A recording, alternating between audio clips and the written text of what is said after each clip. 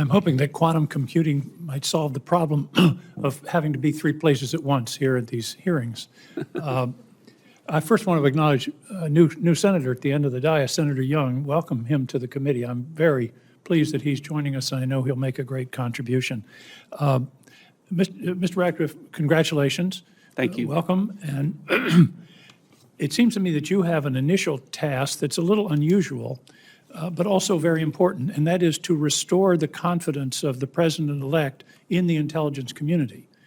Before you can deliver the information that he needs to know, you need to get him to a place where he does have confidence in the judgments that are coming to him, and he's notoriously skeptical of the intelligence community.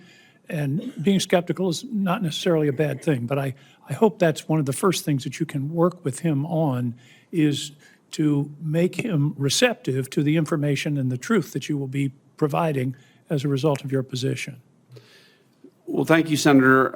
I think one of the reasons that I have this opportunity for you all to consider me for confirmation is because President Trump knows and wants me to lead with integrity, wants me to carry out the duties of the CIA as a director, to follow the law and authorities as far as it will go and no further, to protect America's national security interests. I think that confidence that he has in you is an important asset. I just suggest rebuilding his confidence in the community is an important task. Let me move forward. Everybody's talked about telling the truth to power. Dan Coates, one of your predecessors at DNI, put it, I think, most succinctly and persuasively. He said, the mission of the intelligence community is to find the truth and tell the truth. I think that's a very good way to look at it. And we haven't talked much here today about why that's so important. I recently reread David Halberstam's book, The Best and the Brightest, a comprehensive history of Vietnam. It's heartbreaking about the intelligence failures and, frankly, intelligence manipulation that led to a great deal of that tragedy. So that's why it's so important, because skewed intelligence can equal lives lost. And you've already committed. I won't make you say so again, but I think you understand how important this is. I do. 4 years ago, I asked you a series of yes and no questions. You answered them all correctly. I'd like to run through them once more very briefly. Would you ever ask, encourage, or support an intelligence professional adjusting his or her assessment to avoid criticism from the White House or political appointees? No. Would you ever change or remove content in an intelligence assessment for political reasons or at the behest of political leadership? No.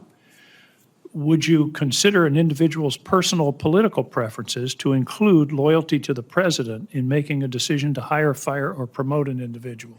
No.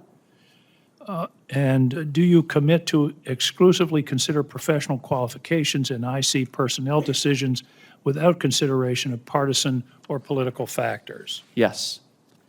If you were to receive credible evidence as director of the CIA that an individual was undermining objectivity and furthering a political agenda in the intelligence community, would you remove or discipline that person? Yes.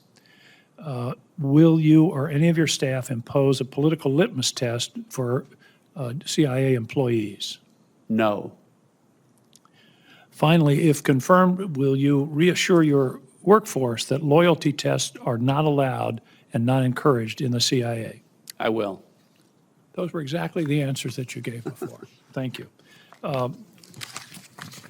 One other brief question.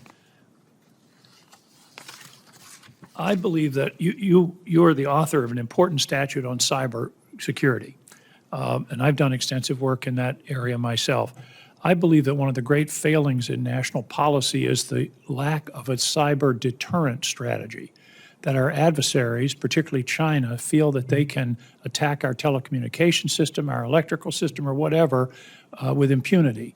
Do you believe that it would serve the national interest to develop a declaratory cyber deterrent strategy similar to the strategy that underlies the rest of our national defense posture?